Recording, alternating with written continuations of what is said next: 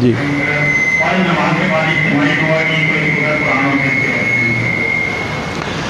इसे अगर आदमी आदत न बनाए, रूटीन न बनाए, रसूलुल्लाह सल्लल्लाहु अलैहि वसल्लम से ऐसा साबित नहीं है कि फ़र्ज़ नमाज के बाद आप सलाम फेर के बैठते थे और लाजमी सहाबा इंतज़ार करते थे आप दुआ करें और हम भी करें।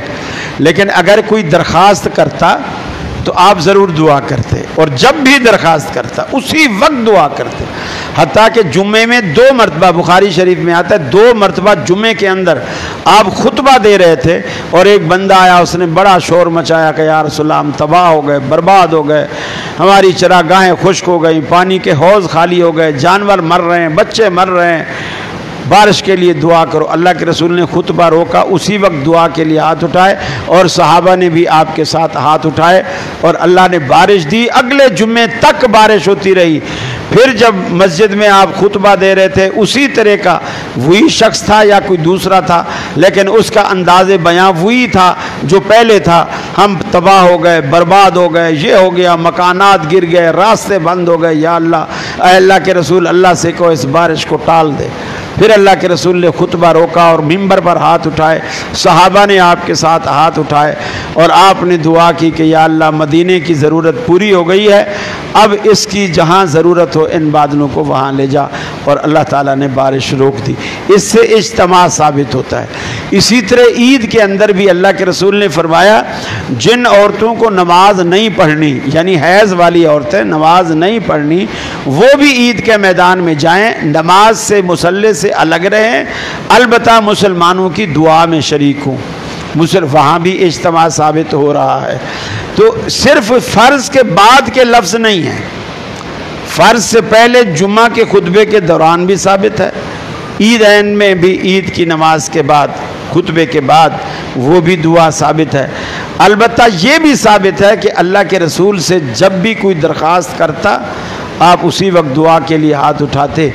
तो या कभी इमाम का दिल चाह रहा है तो इमाम दुआ कर रहा है, आपका दिल नहीं चाह रहा या आपके पास टाइम नहीं है, इमाम मांगता रहे, आप उठ के चले जाओ, कोई हर्ज नहीं है, नमाज आपकी हो गई है, नमाज सलाम पे मुकम्मल हो गई।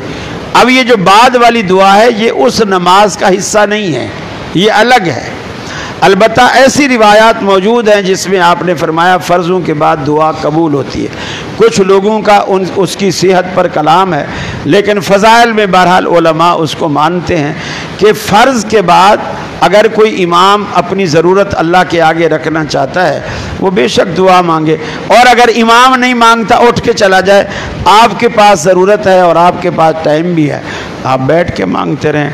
मौलाना इस्माइल सल्फ़ी रहमतुल्लाह अलैह से किसी ने पूछा कि आप हर नमाज में आप दुआ करते हो, लेकिन अहले हदीस की बहुत सारी मसाजिद में फ़र्ज़ों के बाद लोग दुआ नहीं करते, इसकी क्या वजह है?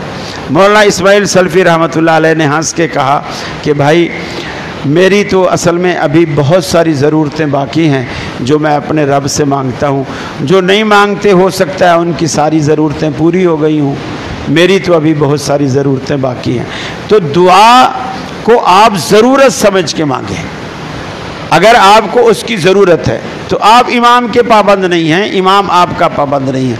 मेरी अब अपनी ज़रूरतें हैं, आपकी अपनी। मिसाल के तौर पर मेरी शादी हो चुकी, अब मेरी उम्र भी ऐसी है कि मज़ीद शादी की ख्वाहिश भी नहीं है, बच्चे भी हैं, मेरा ये चैप्टर बिल्कुल कंप्लीट हो चुका है।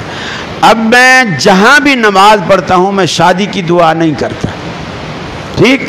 अब आप में जितने नौजवान बैठे हैं 18 साल 19 साल 20 साल के, इनको तो 5 टाइम दुआ ही शादी की चाहिए, 5 टाइम।